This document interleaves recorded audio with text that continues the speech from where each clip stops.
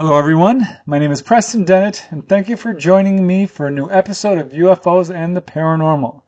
Guess what? It's time for another installment of my ongoing series, UFOs in Your Hometown. This one is called UFOs in Your Hometown, Episode 10. I really love doing these episodes. Thank you guys so much for providing so many different locations for me to explore. I always learn a lot, not only geographically speaking, but all these new cases, most of which I've never heard before, and I think most people haven't heard before. And it really does prove the point that UFOs are ubiquitous. They are being seen everywhere. And in each of these locations, I'm finding the full variety of encounters. Simple sightings, UFO landings, face-to-face encounters with humanoids, onboard experiences as well. Lots of humanoids in this episode, so I think you might be happy about that. They're certainly the most interesting, in my opinion they are. But yeah, all kinds of UFO cases. I found so many this time that I was really only able to cover 4 different locations. So thanks you guys for being so patient. Those of you who suggested these locations, which are Slovakia, really interesting stuff there. Also Covington, Kentucky, Chicago, Illinois, and finally Sarasota, Florida. I would have liked to cover more locations. Usually I cover about 8, maybe 10 locations in one episode, but I found so much going on in each of these locations that I had to kind of stop there. So I think you'll find this super interesting because each of these locations not only have all these different types of encounters, but the evidence supporting these cases is amazing. Of course, lots involve multiple witnesses. In some cases, we're talking hundreds of people seeing these things. But there's also landing traces. There's physiological effects. There's animal reactions. There's electromagnetic disturbances. There are alien artifacts. That's always super interesting. Radar returns, UFO photographs. So really some really compelling evidence to support a good number of these cases. And we will today be starting with Slovakia. I was really interested to find what I could find here. This location comes by the request of 2 people, Martina and Loki Jack. So thank you, Martina and Loki Jack. I was really curious what kind of cases Slovakia would produce, and I was really amazed and impressed because, again, all different types of encounters, some amazing humanoid encounters, onboard experiences, just so much going on in Slovakia. I'm including Czechoslovakia and Slovakia together because essentially they were at one time connected and are now adjacent. But I think you'll find this pretty amazing. I certainly hope so. The earliest case I could find in Slovakia occurred in April of 1944. This report comes directly from the witness, a physician, and he reported his experience to CUFOS, the Center for UFO Studies. He says it was late afternoon, again in April of 1944. He was 20 years old. This was wartime, and artillery fire was going off about 30 kilometers to the west. And as the witness writes, I was standing on a hill near my home when a round object the color of a dark cloud suddenly grew up to about 2 feet in diameter, traveling from the left towards me on a trajectory and then getting smaller as if going at an unbelievable speed to my right. The total time of the sighting was less than a minute. It moved at a steady speed and was followed by another identical image flowing from the same pathway about 20 seconds later, and then another, starting as a pinpoint, so that at least 5 of the objects were visible, starting as a pinpoint, then growing, and again going on as a pinpoint, all identical. I cannot be sure how many there were. If I saw them from the first one, which I think I did, there were 7 of them, possibly 8. I dismissed it as an optical illusion, although this explanation bothered me right there and then. As a 20-year-old would, I suppose, I did not tell anyone about it, being afraid of ridicule. I suppose that I was one of several or many people who cited it. Lots of Soviet soldiers must have been looking in the same direction, and the peasants east of the front were sowing in the field, but nobody spoke of it that I heard. So that's a strange encounter. He saw these small, dark objects going off at very high speed, pretty low to the ground, one after another. Hard to say what exactly those were, but it certainly impressed him. Now here's another one from 1944, and this is technically not a UFO encounter, but could possibly be related. This is a discovery that was made in 1944 during World War II by Tony Horak.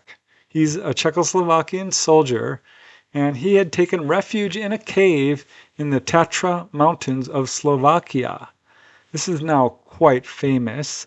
Reportedly, at the back of this cave, he found this huge, black, artificial steel metal looking wall, 27 feet high, 20 feet wide, curved, totally smooth. Ted Phillips, best known for doing studies on UFO landing traces, investigated this case in depth, actually traveled to the location and studied it. He says, and I quote, "It looked almost like looking in a mirror of steel, totally smooth, no seams, no rivets, a huge structure shaped like a fat crescent moon with 7-foot thick walls that extended up beyond the light of his torches." So there's quite a bit written about this. This cave is allegedly in a very remote location. Some people have tried to find it and not been able to find it. But by all accounts, it's totally real. Nobody knows what this structure is. It's very old, apparently, because they did find the skeleton of a cave bear right beneath it. So who knows? This could be an ancient structure of some kind, indicating that there were advanced civilizations far before ours. But I think it deserves more studies before we can really form any solid conclusions. But certainly very interesting. Now we move to another case. November 16, 1959. It was around 8 p.m. as a former fighter pilot and Air Force commander by the name of Mr. Duchamp and another Air Force officer, Mr. Bezak, were driving to an unnamed airfield in Czechoslovakia. They were about 10 kilometers from their destination when their car mysteriously stalled. So of course they got out to investigate, and both men immediately saw this strange object racing across the sky. They said it glowed this sapphire green color. It moved much faster than a jet and in perfect silence, heading directly towards the airfield where they were going to. Now once out of view, their car worked fine. So they had the impression that whatever this object was, it was responsible for their car stalling. They arrived at the airfield shortly later, and they learned that at 8:05, this is just 5 minutes after their encounter, the people at the airfield also saw this object appear overhead, rotate, make a 90-degree turn, then return back over the airfield. This object did appear on radar, which showed an altitude of about 1,000 meters, 3,000 feet. They said it was about twice the size of a bomber aircraft, so quite large. There was an airplane ready to go on the runway, but it became non-functional. At this point, anti-aircraft gun officers and control tower staff all observed the object through binoculars and could clearly discern that this was a disc-shaped object, and they estimated it was about 150 meters in diameter, or 450 feet, quite large. Now, attempts were made to communicate with this object via radio in the International Aviation Code. No response. They tried different languages, including Russian and English, but no, whoever was in this disk did not respond, and this entire sighting lasted about 2 minutes. But it's a very well-verified, widely viewed case, and one of many, many of UFOs seen over airports. In fact, I did a previous episode focusing solely on cases of UFOs over airports. And that one wasn't in that episode. It's another addition to this type of case. All right, moving along. 8 years later, December 1967. This report is so interesting. It comes from Janet S. Polak, PhD. She's an anthropologist from William Patterson College in Wayne, New Jersey. And way back in 1971, she was conducting live fieldwork in the Czech Republic for her college dissertation. And while she was doing this, she met someone from a very isolated small village in the Majava foothills of western Slovakia, and they had an amazing story to tell her. They told her that one evening in December of 1967, this witness saw an object come over from a nearby hill. It swooped down at a low elevation and hovered in complete silence just a few hundred feet above the village's 300-year-old church.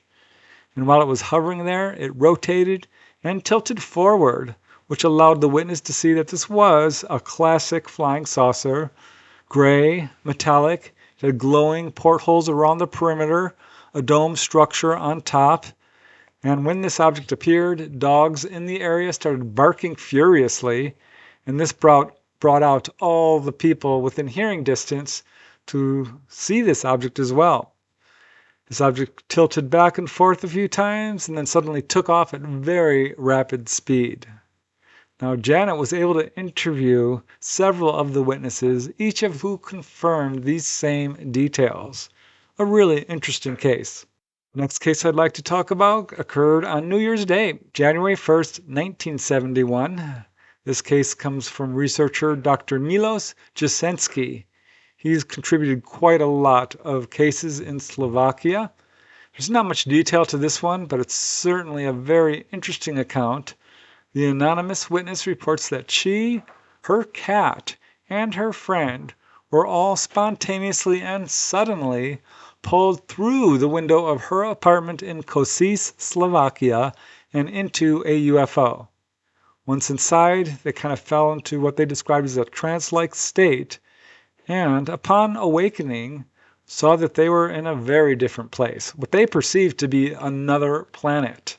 They were outside. The location where they stood was completely covered with ice. They couldn't see any sun or moon, and while standing there, three, what they described as attractive female humanoids arrived. They were all wearing silver suits, apparently human-looking. The witnesses were rendered immobile and were kind of loaded onto a type of vehicle, which they said was kind of like a sleigh, but different. And at this point, the witness's memory ends. She says she woke up the next morning back in her apartment and had unusual pain all over her body. So that's certainly an unusual case, to say the least. And here's another. July 12, 1987. This could be perhaps the most famous sighting in the Czech area. So interesting. Again, around noon, July 12, 1987, a helicopter crew, who you can see here, was flying above the Vranov Reservoir, and they saw and pursued this black-colored cigar-shaped object. They described it as being like an airplane, but without wings. And in fact, they were ordered by their superiors to try to shoot this down. But every time they aimed at this object, it would immediately dart another direction. So it was apparently aware that they were trying to shoot at this thing. Also, the pilots were very reluctant to shoot at this object, as this was being seen directly over the reservoir, which at that time was pretty busy with people. Now, at one point, per First Lieutenant Jaroslav Spacek, this object flew directly towards the helicopter, and this forced the pilot to do an extreme maneuver to avoid a collision. This object was also allegedly caught on radar, and it wasn't only the pilots and the crew of the helicopter who saw this. Many people saw it from the ground and were also interviewed. So yeah, a very famous, very widely viewed, very well authenticated and famous case in Slovakia. Here's another one, super interesting, because a lot of people saw this one. Basically, this was a wave of sightings over a very small town that had everyone in an absolute uproar. This occurred in July of 1991 when this series of strange incidents occurred near this town called Millicent. It literally caused panic among the local population because this unidentified spherical object kept appearing and would follow residents as they drove or walked through the area. There were hundreds of people who saw this. Now, a few of these witnesses said that they could actually see figures inside this sphere. And in fact, in one case, a witness said he saw this sphere come right down over a roof. Figures came out and walked on the roof of a cottage, leaving evidence behind in the form of foot or handprints, which showed that they had only 4 digits. During another appearance of this sphere, a bunch of people were watching it, and one of the witnesses suddenly became entranced and walked, or actually ran, towards this sphere. Everyone called out to him. He would not stop. He was totally unresponsive. They tried to call him back. He just kept going, and they were afraid to follow him. He returned later, completely confused, had no memory of what had happened, could not say what happened to him. He said he was unable to describe it. Others had encounters with this sphere and experienced missing time. Another woman said strange humanoids came right into her house, at which point she screamed, cried, and began praying, and they immediately left. There's a lot more to this case, but wow, this is a very intense UFO wave over this very small town. Here's another amazing case, 1992, exact date unknown. But traffic workers at the Košice National Police Station in Sak observed an unidentified aerial object with a very bizarre appearance. They described it as kind of a cross between a seagull and a sports car. That same year, a silver object was reportedly seen over Havazd. This is near Manhattan. And this was seen, again, both visually and on radar. In fact, the military sent fighters and helicopters after it, but they were unable to make any visual contact, despite the fact that this object was still being tracked on radar, which shows that, they can turn invisible if they want. 1 year later, this is an amazing case, not much detail to it, but it occurred on January 9, 1993, again investigated by Dr. Milos Jasensky. A witness in Popudinsk, this is in Mokadinli, Slovakia, he said he saw an orange glowing ball of fire just sitting on the ground in a field. Shortly later, they saw a tiny flying triangle land on the top of a nearby pigeon house.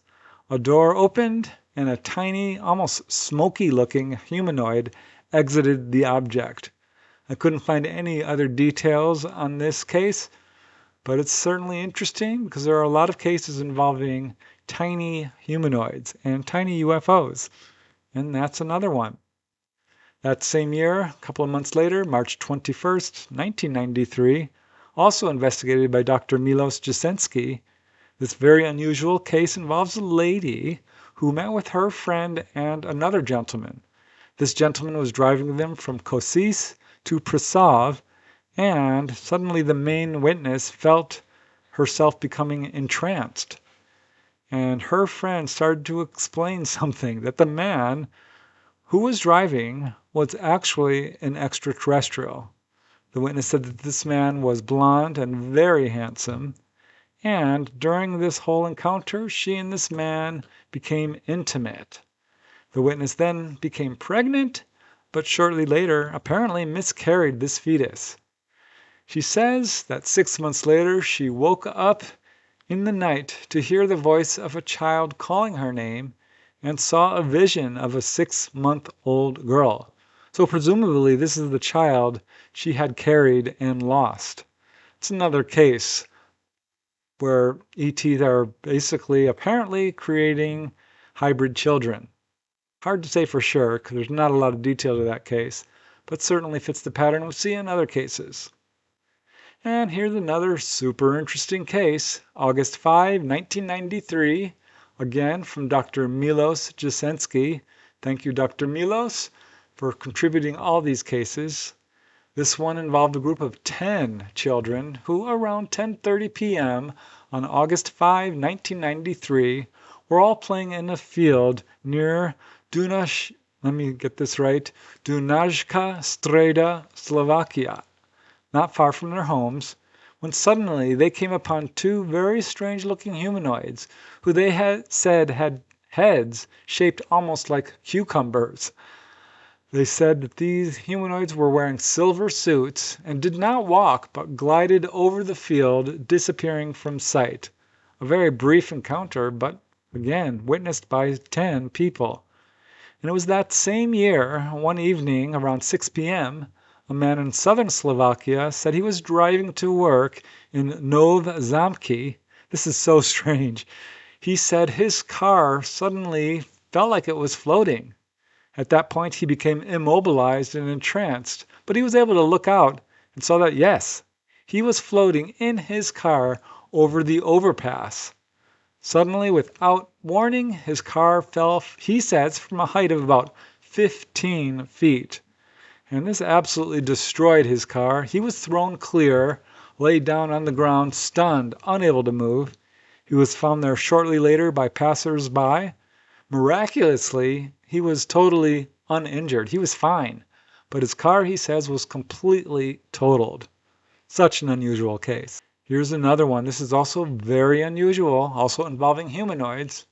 January 16, 1994, an owner of a large greenhouse in an unnamed area of Slovakia exited his home to go turn on the heater for this greenhouse. This was around 1 a.m. and they turned it on each evening because if they didn't, everything in the greenhouse would freeze. So he's walking towards the greenhouse when he noticed what he first thought was a group of 5 or 6 children standing next to it, which is so strange because, again, it's 1 a.m. and who are these children out at that time in this kind of weather? Also very strange is they all appeared to be dressed in one-piece coveralls. So he now realized that they were not children, and he became quite frightened, turned around, and ran. And it was at this point something hit him from behind, and the next thing he knew, he was waking up back at home in bed, drenched in sweat, totally still afraid, got up to check the greenhouse, thinking it would be completely frozen, but was shocked to see that no, the temperature was normal. So later he examined his neck where he believes he had been struck, and he found a half-healed scar, which disappeared by the next day. So another very unusual case with physiological effects. Very odd. Here's another one, and this is an important case, I think, because this fits the pattern we see in a lot of cases all over the world. This one occurred on November 19, 2005, when UFOs were seen hovering over the Bohunice nuclear power plant.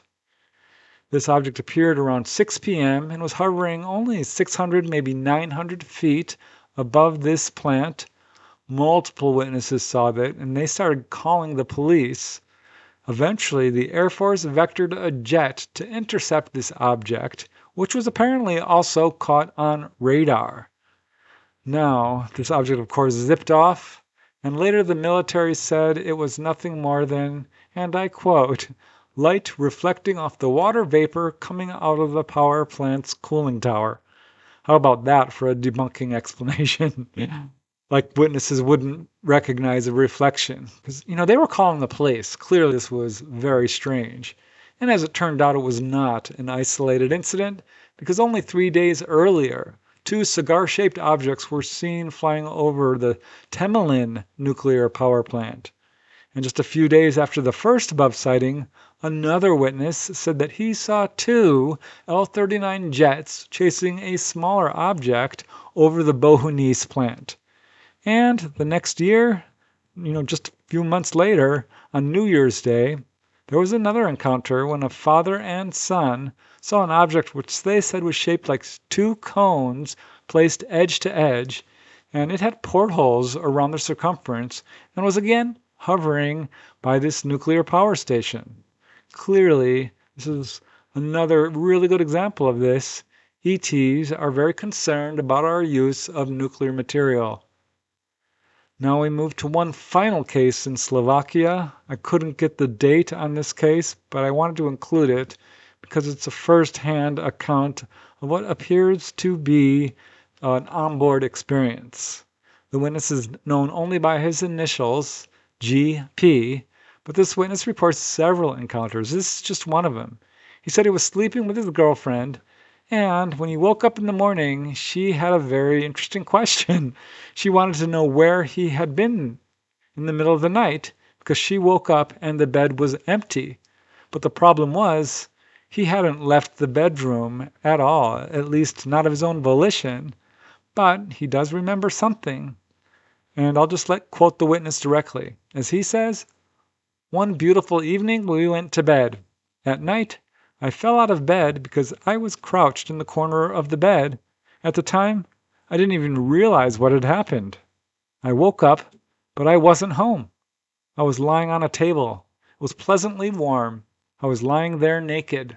The table was pleasant to the touch, like velvet. The room was light, pale gray. I looked for a light source, but the light came from the walls. The walls were smooth. I couldn't see any furniture or equipment. I could look at the ceiling, to the left, to the right, to the front, but when I tried to look behind me, I don't remember anything from that moment on. In the evening, I found out something else. Since I don't go to the doctor, only they could have done it for me. I had one puncture in my left elbow. My veins are so deep, I have only one place where they can give me an injection into my veins or take blood, and it was in that one place. This is just one story out of all the ones I have experienced." I find that case particularly interesting because all these details he describes about how this table kind of felt soft and pleasant and the room had indirect lighting and the walls were so smooth with no furniture.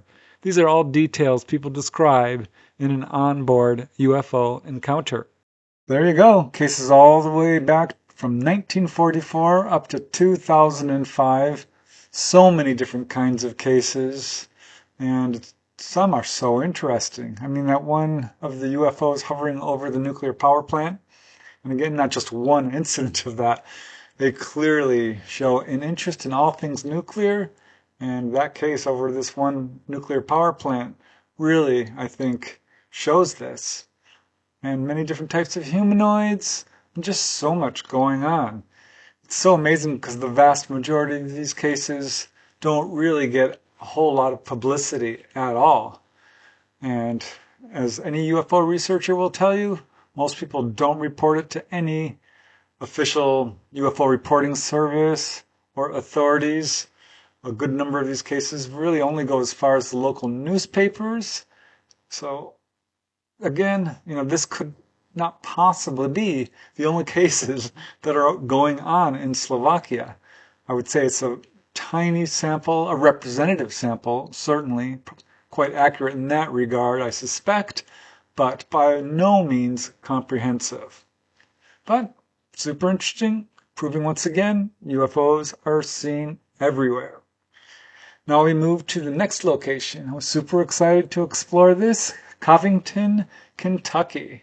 This is by request of Tanya Martinez. So mucho gracias, Tanya. I really appreciate you suggesting this location. Thanks for being so patient with me. I was really wondering how many cases I would find here, and I found a bunch. So I think you'll find this pretty interesting. What's super interesting is this location has a couple of famous sort of UFO tourist attractions, including a really famous house that's shaped like a UFO, and this enormous ET that's part of the building there, like 20-foot tall alien structure.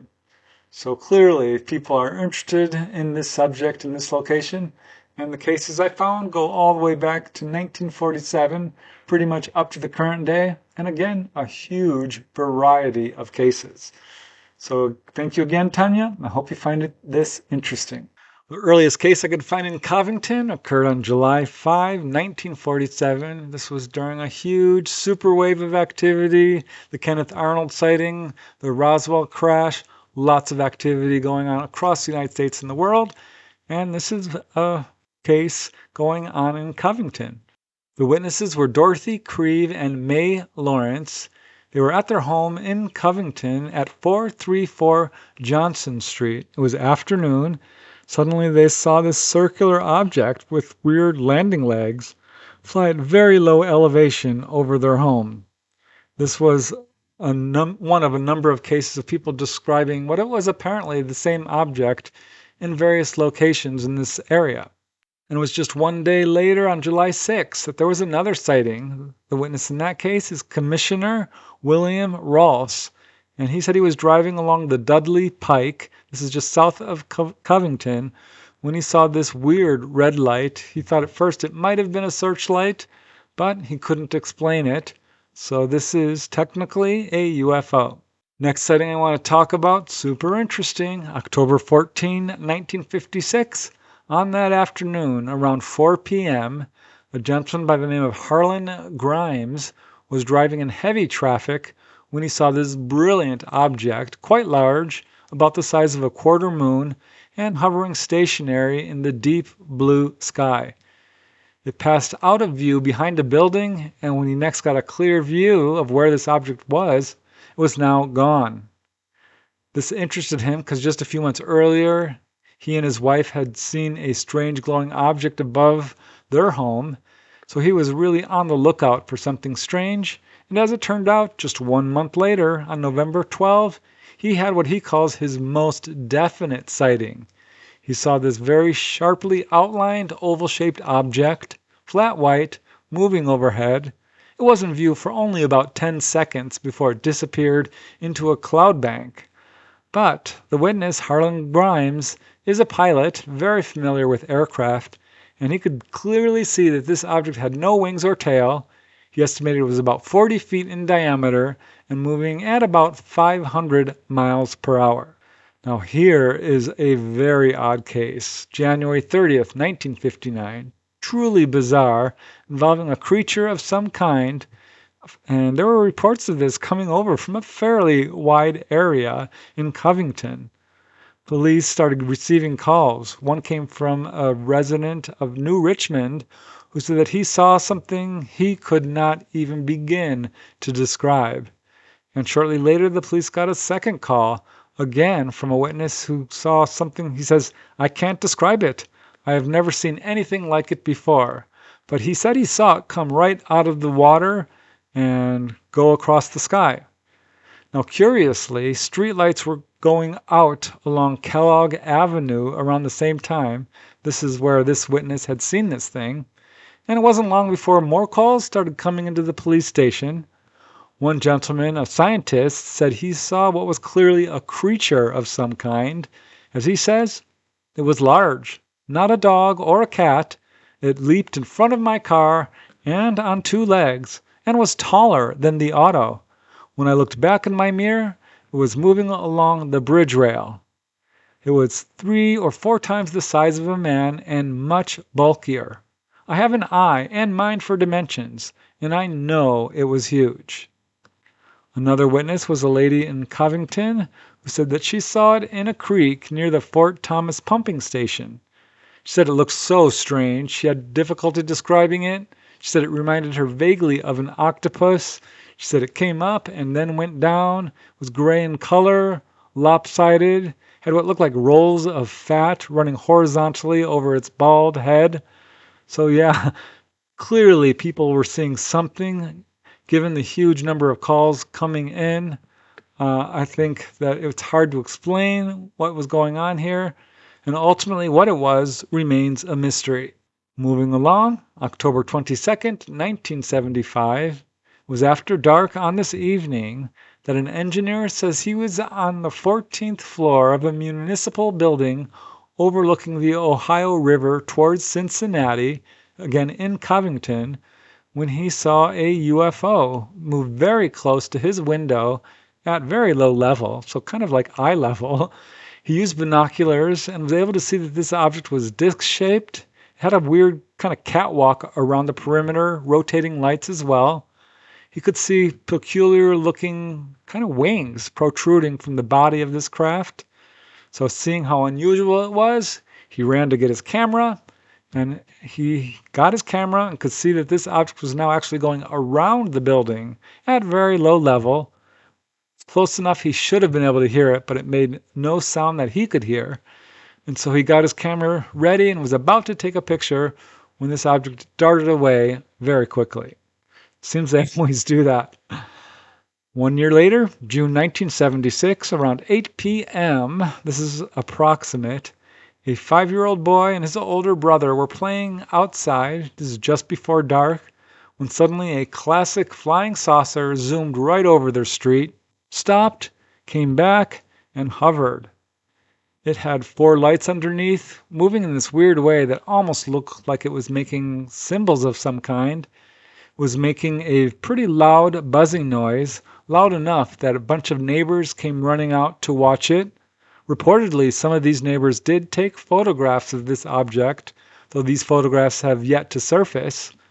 This craft then moved off towards the city dump, hovered there for a few moments, and a few minutes later came back again to this exact same spot. Then it moved over behind a house and sent down this brilliant beam of light. And when it did this, according to the witness who reported this to Newfork, he heard a person screaming for help. It was at this point that all the witnesses became fearful and ran back into their homes. But per the witness, he couldn't get back into his house because they had locked themselves out of their house, running out to see this object, and they had to wait until their mother came home to let them back inside. But as the witness says, I remember this event like it was yesterday. I don't remember anyone ever talking about it, and I thought it was weird that no one ever talked about it. That is a weird thing that happens. This really intense UFO sighting can occur, and it's like it's almost taboo, or people forget about it or just don't talk about it. And here's another case, same exact time, June 1976. I'm wondering if this is actually another witness describing the same encounter, but the details are slightly different, so I don't know. But this witness says it was around 9 p.m.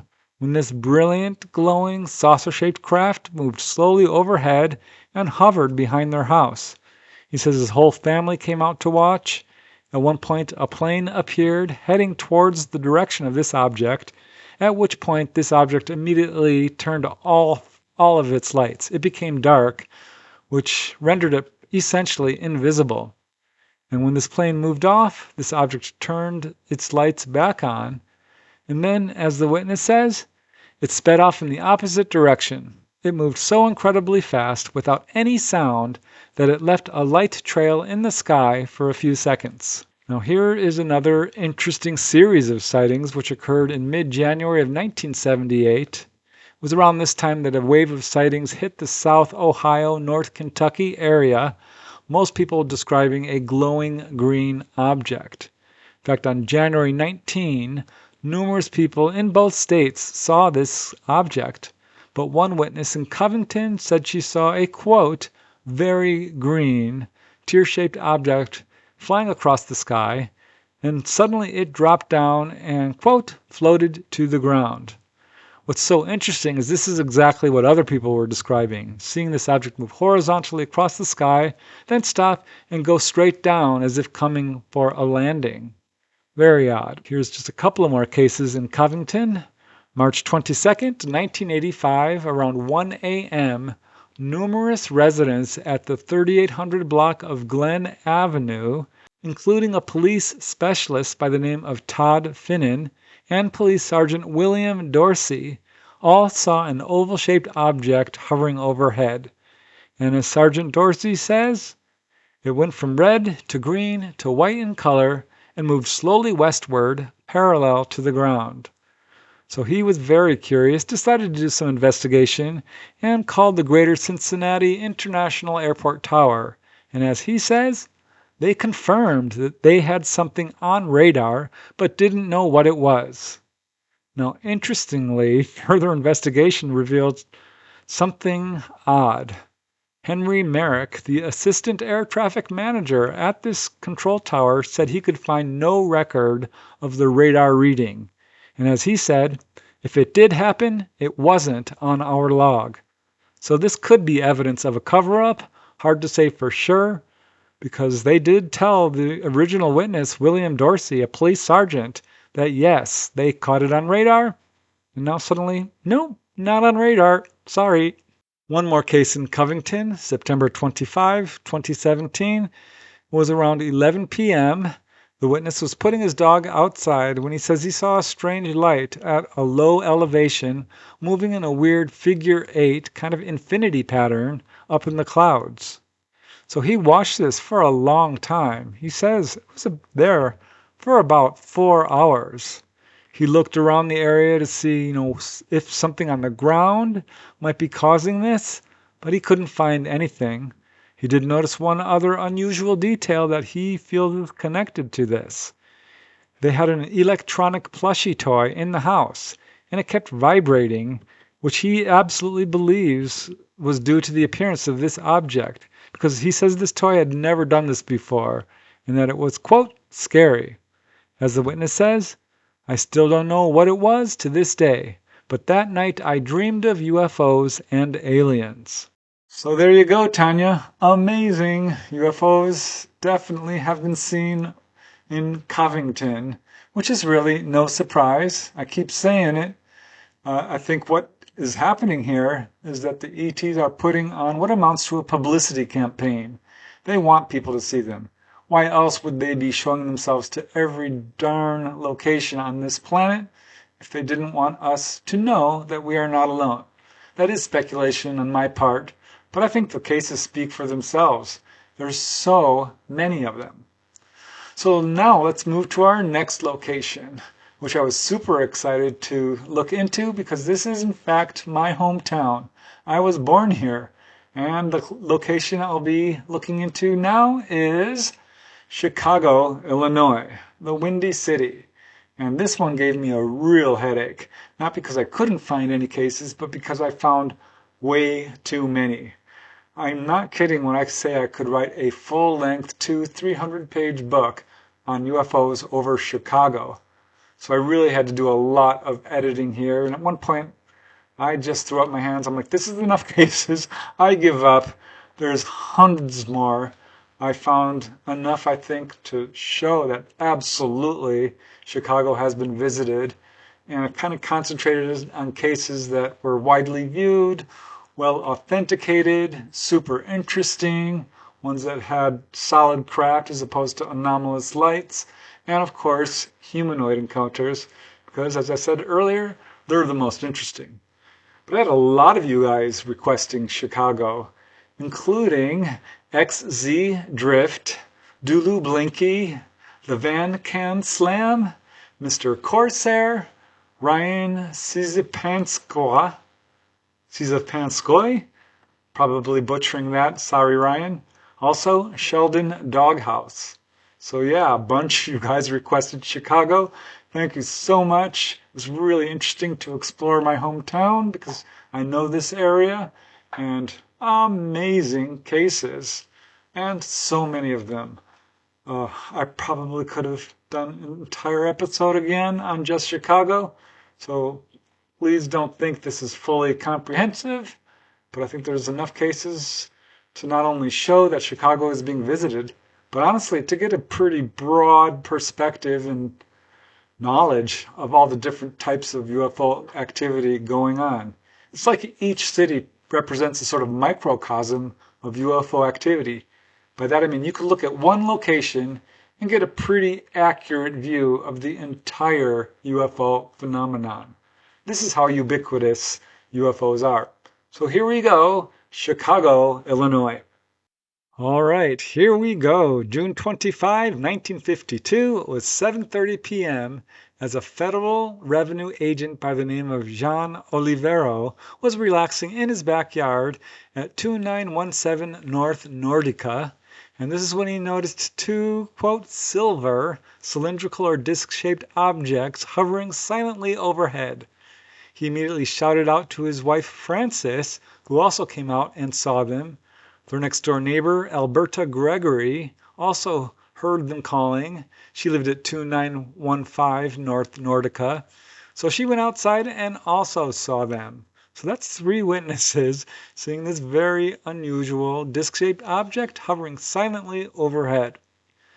And it was just 4 days later when there was another sighting. And this one was over Chicago's O'Hare Airport.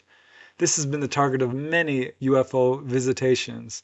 In fact, there was one in 2006 that is world famous. I covered that one in my episode on UFOs over airports, so I won't be covering it here, but you can check that episode out if you'd like to learn more about that case. But again, Chicago's O'Hare Airport has a history of encounters.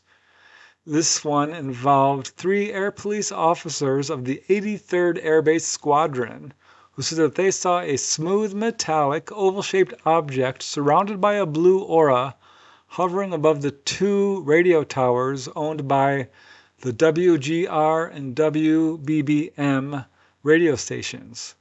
And it remained there for a long time. They watched this object for about 45 minutes from the airport area as it hovered with a kind of rocking motion and occasionally performed instant accelerations before eventually moving off. Here is one of the most bizarre cases. This one was investigated by Project Blue Book. It does involve humanoids. It's one of very few Blue Book cases involving humanoids that was also declared unidentified. This occurred on April 8, 1954. The witness was a lady by the name of Leela H. Stoker. She's very well educated, has traveled across the world, has written articles, speaks multiple languages. The investigators were really impressed by her intelligence. At the time of her sighting, she was living at an apartment building at 3121 North Sheridan Road. She was in apartment number 706, and at 2:30 p.m., April 8, 1954, she looked out the window and saw this brilliant white parachute-shaped object skimming back and forth at high speed over Lake Michigan. She estimated it was about 2,000 to 3,000 feet away from her, maybe 200 or 300 feet high off of the lake. But most shocking was that below it, she could see a short humanoid kind of suspended right below this object. So this puzzled her. It clearly was not a person on a parachute because it was zipping back and forth. There was no boat below it, and she was watching this thing just go back and forth. She called out her neighbors. The neighbor is William R. Borazak and his wife. They lived at the neighboring unit number 703, and they saw this thing too. So watching this for some time, she finally called the Coast Guard, and they sent out a little search boat. And as this boat arrived, this object immediately, as if in response to this boat, moved towards the shore. It seemed to decrease in size, and to Leela's shock, this object actually landed among the bushes there, appearing to conceal itself. But you could now see this humanoid much more clearly because it was only about 500, maybe 1,000 feet away from her. And she could see that this humanoid was quite short, dressed in a tight-fitting green jumpsuit, which went up over its head, and it walked back and forth along the lakefront until this Coast Guard boat finally left. At that point, this object rose up, seeming to resume its original larger size. This little humanoid entered inside this object, and it then darted away with tremendous speed, she said. So this could not have been anything normal. This entire event lasted about 30 minutes. Blue Book officers interviewed her, investigated the incident in depth, and were unable to explain it and ultimately declared it unidentified. Now, it was just 1 day later after this, at 6 p.m., April 9, 1954, that 14-year-old Frank Reed was at Lincoln Avenue near Damon Avenue on a cloudy day when he saw something very unusual. I'll just quote him directly, as he says, "I was crossing an alley when I happened to look at the sun. The sun was covered by a layer of cloud and haze that blocked off enough light to make it just a bright orangish disk. As I was looking at the clouds crossing the sun, I noticed a thing to the right of the sun. This thing was slowly moving across the sun, moving very slowly. It was tubular, with rounded ends, and was from 1/4 to 1/3 the diameter of the sun. It was not a cloud, as it kept a sharply outlined form all the time I saw it, and it was black against the sun. It was not a plane.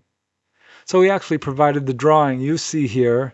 This affected him profoundly, because years later, as an adult, he became active in the UFO field, joined the Center for UFO Studies, CUFOS, which was based in Chicago, and did many UFO investigations. 1954 was a big year. Here's another case, August 22nd. This is 4 months later. Two men were working at an oil refinery in different locations when both, independently of each other, noticed a strange object hovering directly above the factory. One of the men, Walter Dennett, said, and I quote, "The object, which appeared like a half-moon shape with something projecting on the end or in the middle, was just above the refinery. The thing just stood still for a few seconds, then made erratic darts in various directions, finally straight up and straight down." He said it couldn't have been more than 2,500 feet over the factory, and after about 2 minutes moved off. As he says, as it was going away, it would speed up, then slow down, shoot off to one side for a short distance, and appeared to keep turning.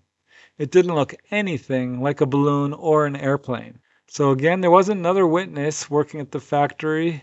His name was Edward Rail, and he described the same details. Both men reported their sighting to company officials. It's an important case because there are quite a few cases of UFOs investigating our technology, hovering over factories of all kinds. So that's apparently what's going on here. Here's another case which I did cover before in an episode of UFOs over graveyards, but I think it bears repeating. This is such an interesting case. November 4, 1957. There's a lot of cases of UFOs seen over cemeteries. For some reason, they find graveyards of interest. I've got all kinds of theories about that, but you can check out my episode that covers a bunch of cases.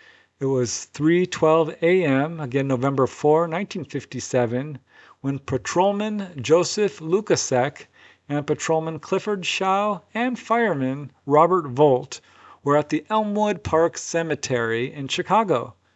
They were in their squad car investigating a store which had an open window when suddenly one of them spotted a strange, bright, red-orange, kind of egg-shaped object hovering only 250 feet in the air directly over the Elmwood Cemetery. So they turned the spotlight on the object.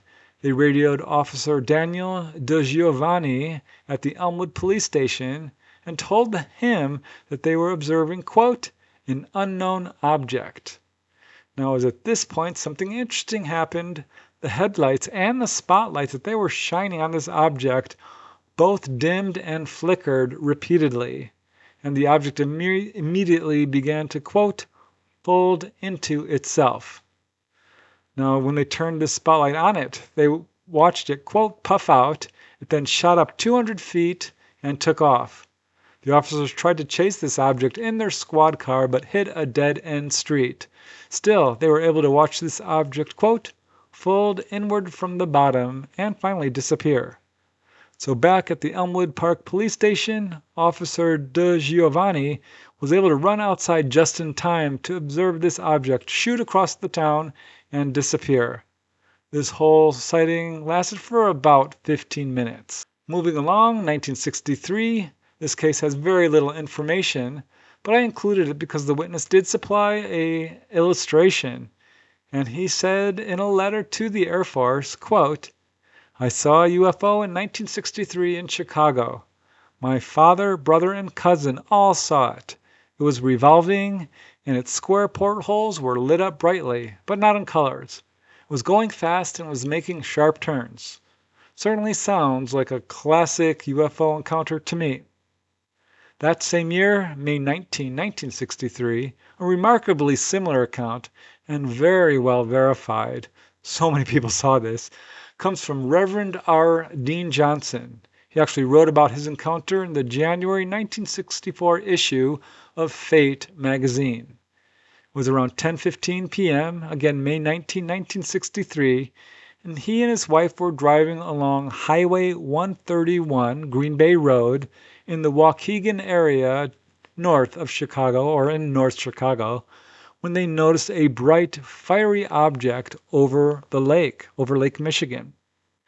Now, this object slowly approached closer and closer to them. At one point, they thought it might be an object on fire, but then they could now see it had pulsating lights that were going on and off in a kind of steady pattern. And it just kept moving closer and closer. Finally, it got close enough that they could see it was an actual flying saucer. You can see the drawings here. This object was illuminated by rows of horizontally placed square portholes around the perimeter of the craft. And still heading south on Highway 131, they crossed Highway 132, and it was here that this object came down towards them at very low altitude. They drove a half-mile further and then actually got out of the car to get a better look. And as Reverend Johnson says, I estimated it to be 200 or 300 feet above us, possibly 80 feet in diameter and 15 to 20 feet high. The entire craft revolved counterclockwise. There was something very eerie about this strange craft that neither of us quite identified until later. This enormous vehicle, as large as our church, was absolutely silent. So that freaked him out. And as it passed over them, they continued to drive south, and a few hundred feet ahead, they saw a stalled car, and right above them, unnoticed by the people in this stalled car, was this craft. And by this time, several other cars were chasing this object down the road. As the Reverend says, a carload of boys went racing past us as one beat on the side of the car and yelled, "Look at the flying saucer!" They too pulled their car off the road, as had the others along the highway, to get a better look. So the Reverend and his wife continued to watch this object as it moved over North Chicago and then out over the lake and was gone. And he later learned that people all over the city had seen this object. And in fact, this was not an isolated incident. Some saw it the day before, some saw it in the days after, and as the Reverend says, it was not any known craft. It appeared to be intelligently controlled. The craft glided back and forth over the more densely populated communities and industrial areas strung along the lakeshore and traveled as far as U.S. Highway 41. How amazing is that? So many cases. Here's another one, somewhat similar. June 21st, 1963. This was a sighting reported by a student who said he saw a gray spherical UFO with a central row of yellow lights moving east and then turning north over Chicago. Now, he was close enough to hear it making a, quote, sizzling sound. He said as it moved, it revolved and went directly over the intersection of Fairfield and 21st Street and then north up California Avenue towards a viaduct. Really interesting. Case after case. Here's another very strange one involving a humanoid and a landed UFO. This was February 1965. It was early dawn as a retired milkman, Harvey Keck, had taken a vacation to Chicago, and he was walking along the shores of Lake Michigan in the Chicago area when he says he saw something he could hardly believe. He came upon a landed flying saucer. He described it as being about 6 feet high, metallic, your classic saucer shape, sitting on 4 legs right on the beach. And standing next to it was a 5-foot-tall figure, which he said had a stocky body. And found it very unusual looking. As he says, he had a dark tan flesh, a glass dome helmet, and his eyes were farther apart than normal. He also noticed that this figure had an unusually pointed chin. He decided he's not going to tell anybody this. He did tell his wife. His wife didn't believe him and said he must have dreamed it up, which of course he says he did not, and he would have kept it entirely secret. But it was at that time he read about another account involving a landed craft and a humanoid. He read about this in the newspaper, and as Harvey Keck says, I didn't report it because I figured everyone would think I was crazy or drunk. I wouldn't have said anything, but the resemblance between this robot and the one I saw was so remarkable, I thought I should report it to someone. So he told this to newspaper reporters, and they asked him if he planned to report it to the military, and his response was, no, I don't want to get involved in this thing. So he clearly was not seeking publicity and was very reluctant to report this. This is another indication that most people do not report what they've seen. And I wonder if there were other witnesses to that landed saucer and humanoid. Here's another case, September 24, 1966. Again, I'm going chronologically through these cases. There was a flurry of sightings, but it was around 4 a.m. when numerous witnesses reported a UFO over various parts of Chicago. Policemen in the Northwest and North Shore suburbs said that they saw this object over Lake Michigan, just northeast of the city. One of the witnesses was news reporter James Murray of the Chicago American, and he said he saw a large black object with a white ring around it at about 4,000 feet altitude, flying in perfect silence towards the east as he was driving through Prospect Heights. But there were other witnesses. 4 airline pilots actually called O'Hare Airport to say that they saw this brilliant light at about 4,000 feet, about 100 miles northeast of Chicago. These were just a few of the sightings going on at this time. I don't know how skeptics survive. They just got to do their homework. There's so many cases. Here's another one, January 23rd, 1973. On this evening, literally hundreds of Chicago residents watched what they described as a strange bar of light hovered over the city for more than an hour. Now, Dr. J. Allen Hynek of Project Blue Book initially thought that this could possibly be the aurora borealis, even though it didn't sound like it. But as he examined the reports, he saw that some of these witnesses were actually north of this object, looking south. Others were south of it, looking north. So this indicated that it was in fact at low elevation over the city, not the northern lights. It's another unexplained object. Here is another interesting encounter, January 10, 1978, 25 minutes after midnight. A good witness, a 31-year-old paramedic, was driving with her 3-year-old son on the way to pick up her husband, who was a policeman, and it was her child who pointed out what he called a moving star. So she was arriving at her home just seconds later, got out of the car, could now see that this was actually a silver disc-shaped object with cup-like protrusions, one on the bottom and one on the top. She said it was as large as a full moon, very large, and when it would move, it would leave this yellow-orange glow behind it. She watched as it stopped, reversed directions, moved forward again, finally moved behind a nearby building. She did notice that it would glow orange only when it was in movement. And the duration of the sighting was about 1 or 2 minutes before it disappeared from view. Here's a rare daylight sighting, September 9, 1979, 4:30 p.m. This object was sighted by numerous people. One of the witnesses was a 30-year-old man who shouted out, "Gee, that looks like a flying saucer." This alerted his family and all the neighbors, and they all came out and watched what they described as a classic silver disc, about the size of a half moon.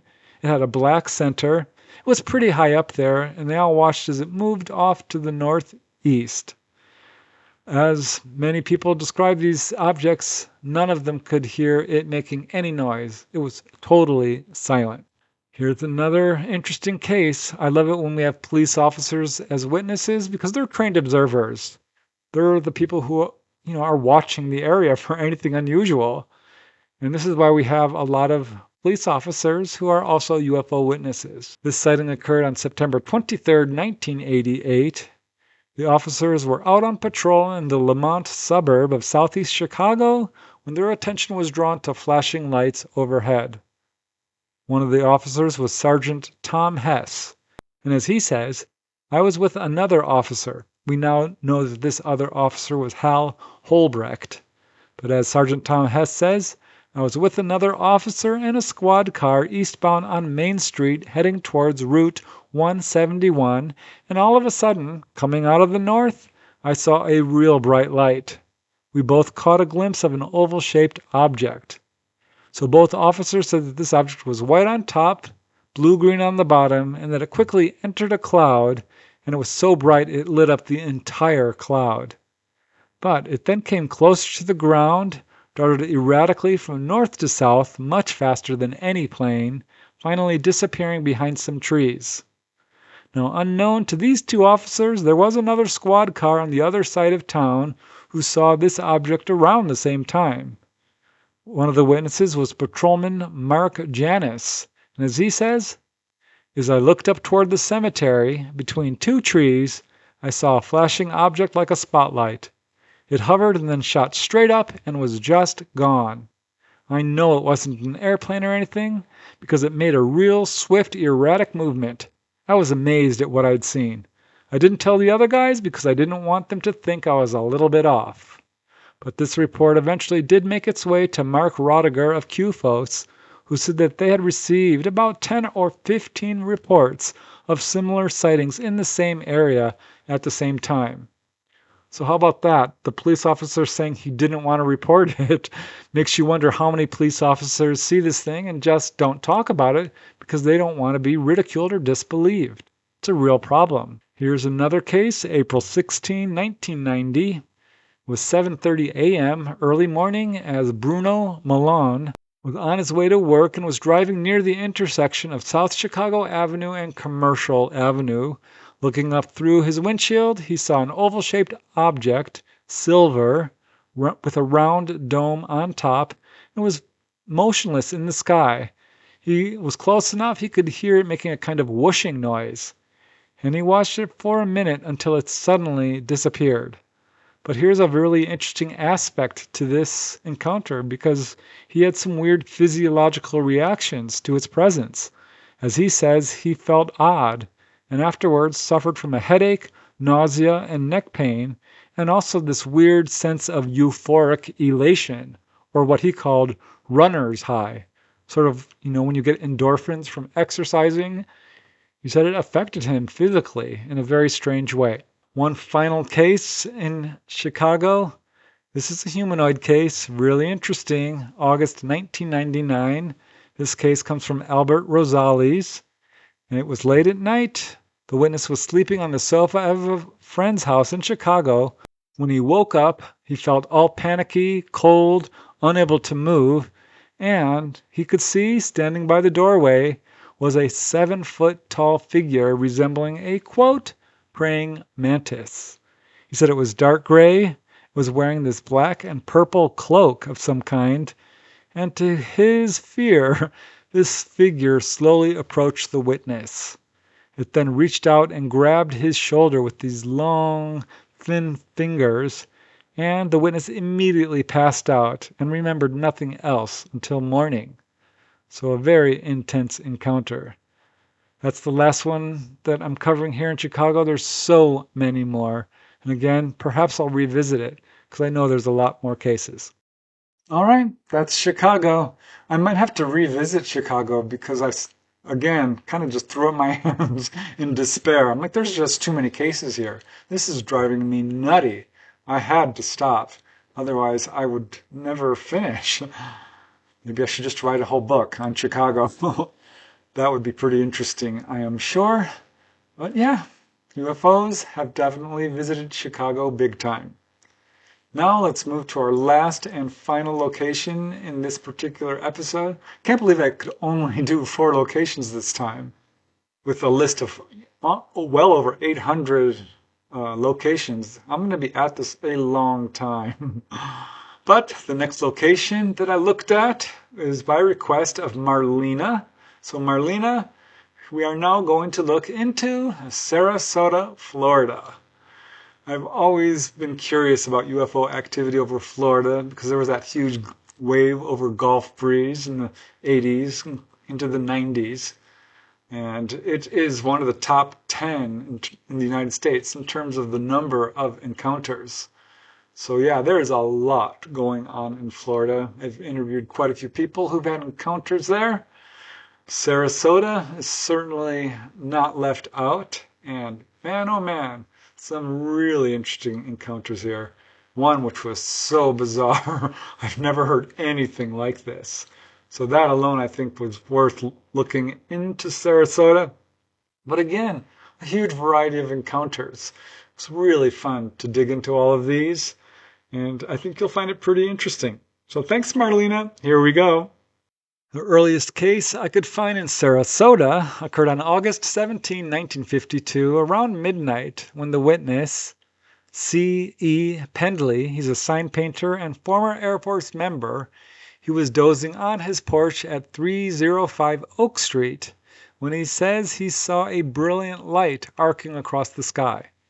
Now, he first thought it might be a shooting star, but he very quickly changed his mind because, as he says, the brilliant white light kept the same intensity and traveled southward exceptionally fast when it suddenly made a right turn west and another to speed north. I realized it was neither a plane nor a star. So he quickly called out his wife, who also saw it, and as he says, then it started to zigzag in peculiar fashion, turned again, and then went south a second time and disappeared. No airplane could ever do what that thing did. It was traveling too fast and making too many right angle turns. I never did believe those flying saucer stories, but after I saw this thing, I've changed my mind. Moving along, 1 year later, June 1953, around 10 p.m., Charles Eiley and his coworker and friend James Schoeneman were closing up the Beach and Sun Motel on Lido Beach where they worked. This is such an amazing encounter. So after they finished working, they decided to walk up to the beach to watch a fleet of B-36s, which were apparently practicing night landings because they kept rising up there and then turning around and going back towards the airfield. Now they're watching one after another of these B-36s when suddenly they see this bright star-like object show up and approach one of the planes. And I'll just let Charles Eiley describe what happened, because he describes it vividly. He says that this object, quote, came scooting out of the north at incredible speed. It approached the plane as if the plane were standing still, and those planes had a pretty good speed. It stopped right behind and below the plane and followed along with it. If there had been a man in the rear gunner's position, he would have been staring straight at a real flying saucer. After a few minutes, suddenly the UFO shot straight up in the air, a right angle to its previous path, and disappeared for a few minutes. It came back and sort of played tag with the plane. So this went on for the next hour. This UFO would come, play this game of tag with each plane that flew by, and would almost always fly behind and below the plane. So after an hour of this, to their amazement, this UFO seemed to grow tired of playing tag and started to move off. One of the witnesses, James Schoeneman, expressed a lot of relief that this object was leaving, and this was when suddenly, as if listening to them, this object turned and started coming directly towards the two men. Jim shouted out at this point, "God, look at the size of that thing!" It scared him so much that he ran towards a patch of tall grass and ducked down inside it to hide from this object. Both men could now see that this object was glowing green-blue. It was totally silent, and as Charles says, I stayed right out in the center of the beach so I wouldn't miss a thing.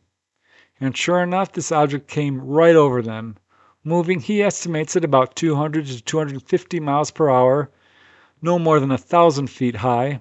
And as Charles says, this thing was big, perhaps as big as 2 railroad freight cars. It was roughly cigar-shaped. It was a cylinder, tapered on both ends. A row of windows or portholes ran the length of the body. I ran to the center of the beach and jumped up and down and waved my arms, hoping to attract someone's attention, but no luck. Jim came out of the bushes, and we watched it disappear to the north. We were both pretty well shaken up and trembling all over from the excitement. He wanted to leave at once, but I made him stay another hour to see if it would come back. Unfortunately, it did not, but it certainly made believers out of both of these men. Here's one of my favorite cases in this whole collection. This is so interesting to me. January 4, 1954. McKinley Cantor is a very famous Pulitzer Prize winning author, perhaps best known for his novel Andersonville. And he's the witness in this case. He did not believe in UFOs before 6:07 p.m. January 4, 1954. But at 6:08 p.m., he absolutely believed in UFOs. At the time of his encounter, he was on his private beach at Siesta Key when he noticed this strange object with a kind of curved top, a rim around the edge, a darker base, and it was hovering over the water, gleaming in the setting sun. He immediately saw that this was unusual. He could not explain it. He was very much impressed by it, so he called over his neighbor, Dr. Gillespie, who also saw it and couldn't explain it. So they watched this thing hovering for about 4 minutes when it shot off faster than a shooting star at an upward diagonal course. And that's basically the sighting, but there's some interesting events that occurred afterwards. So convinced he had seen an actual flying saucer, McKinley Cantor was determined to do something about it and went straight to MacDill Air Force Base and told Colonel Michael McCoy, who was a bomb wing commander, about what he had seen, and told him that he needed to contact Project Blue Book. The reaction was not good. This colonel just shrugged and told him that Project Blue Book would just insist on some conventional explanation, and it was best that McKinley just forget about this encounter.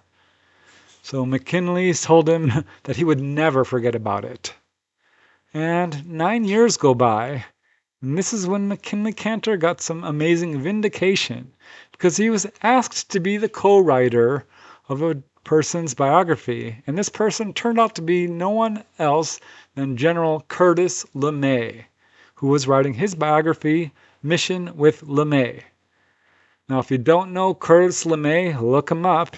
He's infamous in the UFO field among UFO researchers for basically towing the party line and being part of the UFO cover-up. So, now that McKinley is co-writing his book, he confronted General Curtis LeMay about UFOs. And at first, Curtis LeMay towed the party line, told him that UFOs can almost always be explained as balloons, birds, stars, etc., but then did admit that there were some credible witnesses who had seen odd things, and finally told McKinley Cantor, quote, "There were some cases we could not explain, never could." So this book was written. You can read it online for free. And in this book, General Curtis LeMay did talk about UFOs. He made several mentions of UFOs in the book, talking about the wheels of Ezekiel. But ultimately, while he admitted that there were some cases they couldn't explain, really denied that the Air Force was complicit in any UFO cover-up, which we now know is flatly false. This cover-up is easily demonstrable through documents released from the Freedom of Information Act. So yeah, an interesting story. Here's another case, really interesting. March 11, 1957. Two young boys, Michael Ball, age 13, and his younger brother Charlie Ball, age 9, who lived at 4567 Camino Real. This is in Sarasota. They were out flying a kite at nearby Sarasota Beach. 4 p.m., again, March 11, 1957. They were flying this kite, and suddenly both boys are shocked to see this UFO appear. In fact, they were so impressed, Michael called the newspaper to report his sighting and said that this object was, quote, "some object with a metallic gleam and shaped like a half sphere." He said it flew in from east of the bay and headed north. It was going too fast to be a jet, he said, and it must have been above the stratosphere because there was no sound or vapor trail. So these boys watched this object. They said it traversed from one side of the horizon to the other in about 1 minute. And they reported this sighting to the newspaper in hopes that there might have been other witnesses who saw it. Unfortunately, none did come forth, but I suspect that there were other witnesses. That same year, a few months later, November 6, 1957, At that time, there was a huge wave sweeping across the United States and the world. And of course, Sarasotans were not left behind. 5:30 a.m., Kenneth Julian, his wife and daughter, were driving to the Tampa airport when they described seeing this eerie blue sphere zoom across the sky. As Kenneth says, it was very strange, I can tell you, quite high and just barely visible. It seemed to make a slight turn or curve. Just after making the arc, it disappeared. So they only saw it for a few seconds, but it turned out that people all over the area were seeing it.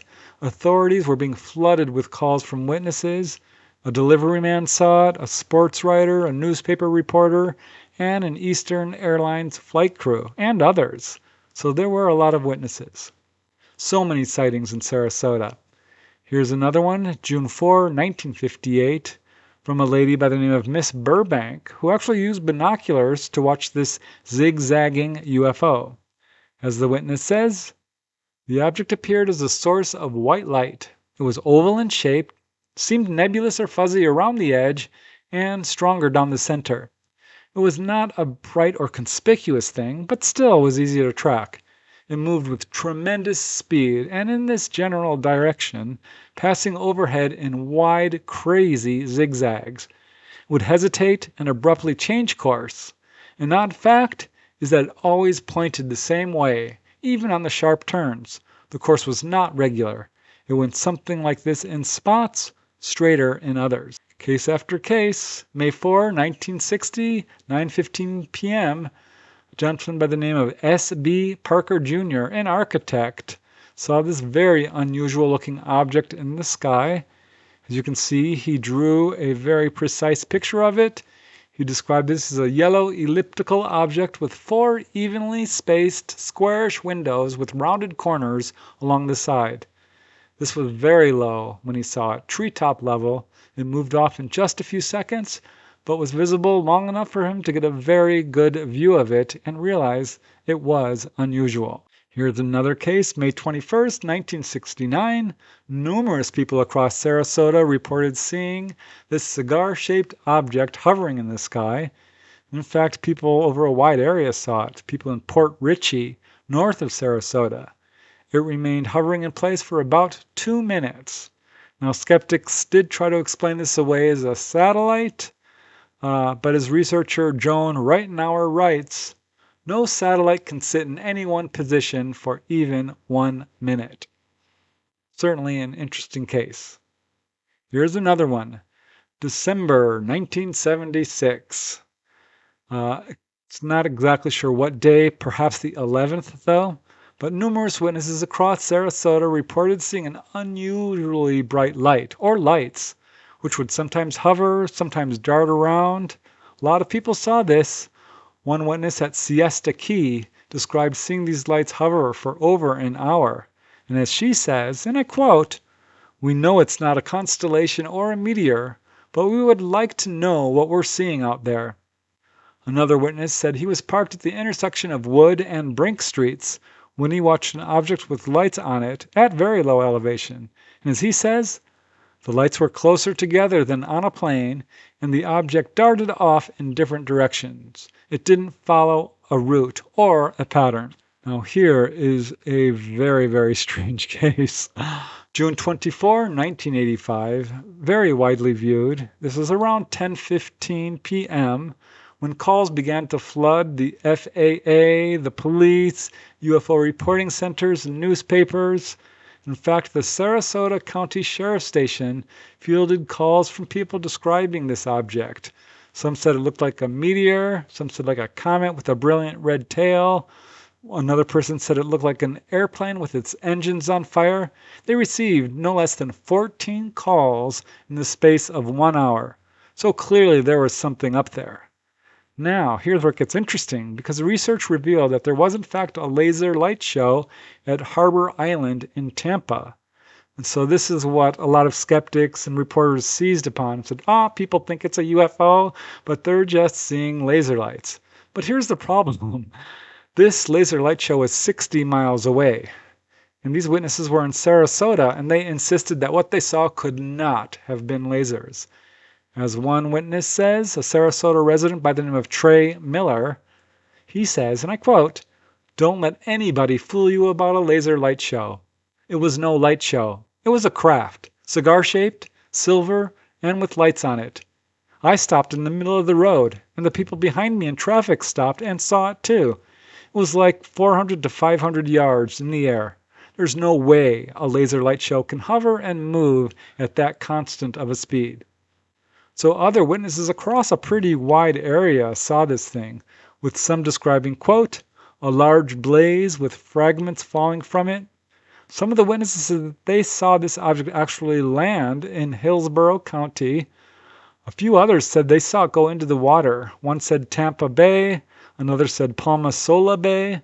A couple said they saw it go down into the Manatee River. These bodies of water are all immediately adjacent to each other.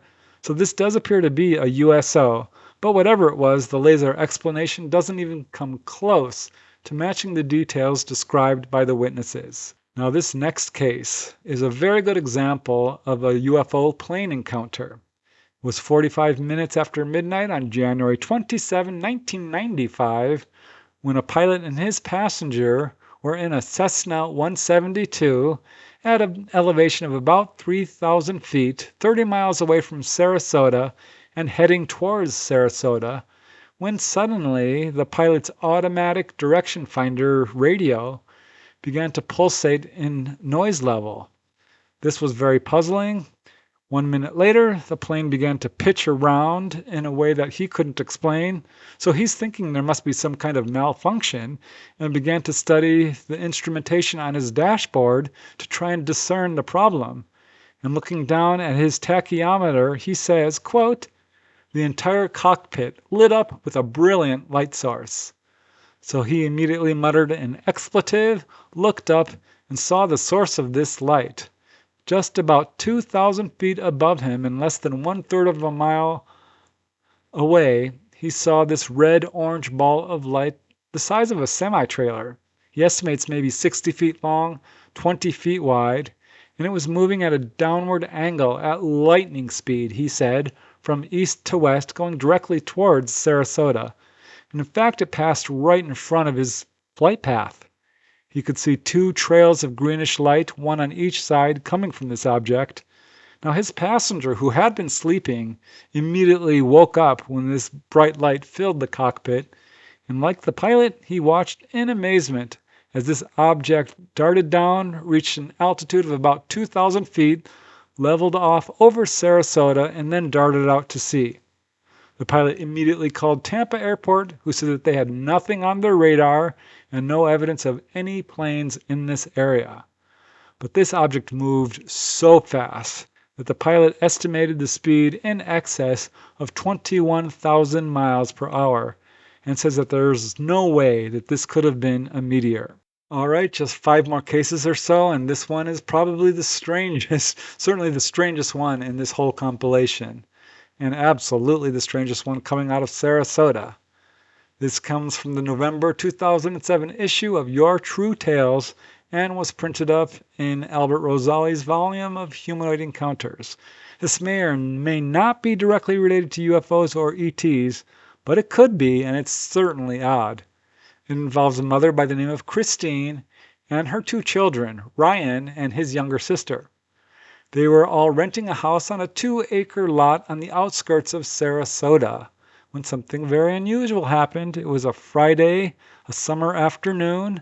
Ryan and his sister were playing on the lot when they noticed this unusual looking bright orange rock jutting out from the soil on their lot. But it was so strange and bright, about the size of a watermelon, that they decided to dig it up. They put it into a wheelbarrow and brought it towards the house, set it on the porch. No sooner had they set this orange rock on the porch when all the power in the house went out. This was weird because no other houses lost power. It wasn't a blackout. And at the same time, their phone went dead. So they didn't connect these electrical problems to the rock until later that night.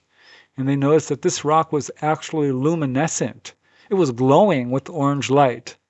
So now, wondering if the rock was to blame for their power outage, The mother, Christine, told her kids to take this rock off the porch and put it into the yard. So they did. They removed the rock, put it in the yard, covered it with a tarp, and no sooner had they taken this rock off the porch when the power came back on, the phone came back on, everything returned to normal. But events weren't over yet, because it was the very next day, a Saturday. Christine was doing the dishes when she saw two, what she described as muscular-looking women, pull up in a white van. They got out, they walked straight up to the tarp that was covering this rock. They uncovered the rock, took the rock, carried it up into the van, and drove off. This was very strange because nobody but Christine and her two kids knew about the rock. This tarp wasn't even visible from this driveway or the street. So how did they know about it? And still events were in progress because later that same day, Christine got a call from her rental office and was told that her lease, which was supposed to go for 2 more years and was paid up, had been canceled due to, quote, evidence of improper usage. She was told that they had 2 weeks to get out and that they would receive a refund for the rent already paid. Very strange story. Here's another really interesting case. September 7, 1999. This case comes from MovePon and involves a former firefighter who was heading to Sarasota on Interstate 75 when he noticed what he first thought was a jetliner about to crash. He actually pulled over to the side of the road and could now see that it was about 3,000 feet away from him and wasn't crashing but was hovering about 800 feet up in the air above a wooded area. And it was huge. He estimates this object was about 225 feet long, glowing all over. It had a white strobe-like light on what appeared to be the front end and a blue one at the back end, and it then proceeded to move off slowly to the southwest and was gone.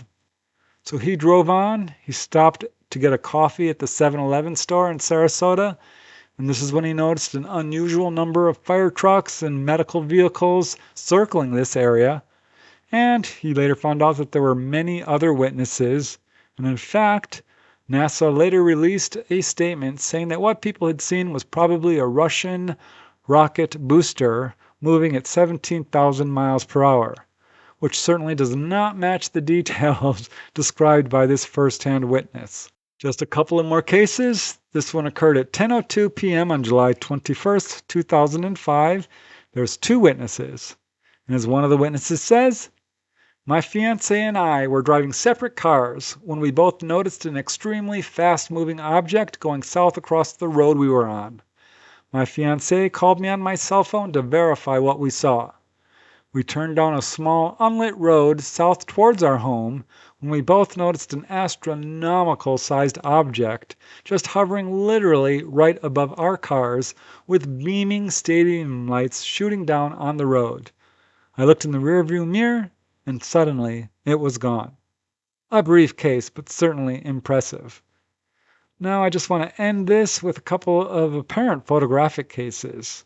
This is really interesting. December 29, 2022. You can see this photograph here.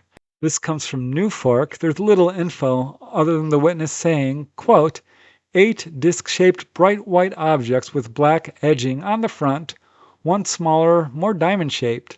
Discs were in a 2-4-2 pattern with the diamond in the front right. Picture was taken at sunset with very few clouds around. It certainly looks unusual. But you have to be careful, because consider this next case.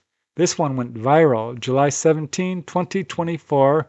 You can see this impressive looking photo of what appeared to be a fiery UFO sending down a beam of light onto the water. This is all over the internet. It took me quite some time to track down the source to a lady by the name of Jennifer Rogers. She says that she's the one who took this photo and thought it was a UFO, but did her research and later learned that no, this is actually a search helicopter looking for a swimmer. Nevertheless, this picture went all over the internet and is circulated as a genuine UFO, which shows you can't be too careful. But certainly a beautiful photograph nevertheless. Not a UFO. There you go. Sarasota, Florida. It's funny because there's lots of towns next to each of these locations, and I'm looking at them. I'm like, well, there's another town I could look into. I wanted to include some of these cases since they're so close to these other towns like Sarasota, but I'm like, I'll just wait. I'm sure somebody's going to request this town or that town, and I'll visit it at that time. But yeah, Sarasota delivered. Thanks, Marlena. Super interesting. All different kinds of accounts. That one involving that glowing orange stone was super intriguing to me. I don't think I've ever heard a case quite like that. Again, can't prove it's UFO related, but it's certainly unusual and unexplained, or so it would appear. So thank you again, guys. 4 different locations: Slovakia, Chicago, Sarasota, Florida. Really interesting. And of course, Covington, Kentucky. Always learn a lot. It's amazing to me how many cases there are. It's millions. I mean, millions upon millions of cases that have been recorded in these local newspapers. That's where I'm finding most of these cases, by the way. Some in books, some in various databases, but it's mostly the newspapers that I'm finding a lot of these accounts. So, really interesting. Hope you enjoyed this episode and perhaps learned a little bit, but it's just, again, proving my point. And I think this is important, that people need to know a couple of things. One, that UFOs are far more common, UFO encounters are far more common than most people believe. 2, they are being seen all over the world, pretty much every location. And 3, I think these cases show, like I said earlier, that ETs want us to know we are not alone, that they are conducting a very carefully orchestrated, vigorous publicity campaign, essentially just announcing their presence, saying hi. And the variety of encounters is also super interesting. The variety of humanoids, the variety of shapes of UFOs. All of this shows we still have a lot to learn. These cases have so much to teach us. They really offer us an amazing opportunity to learn not only about what's out there in the universe, but about ourselves, how we react to stuff like this, how open we are to learning new ideas, and so forth. So that's it for today. Thank you guys so much. I really appreciate it. It's because of you I do this research. It is a lot of work, particularly these hometown episodes, but I always have so much fun, always learn something new. And it's because of you guys. So thank you, thank you, thank you. And until next time, please keep asking those hard questions, keep searching for the truth, keep having fun. I think that's important too. So until next time, bye for now. See you next Friday.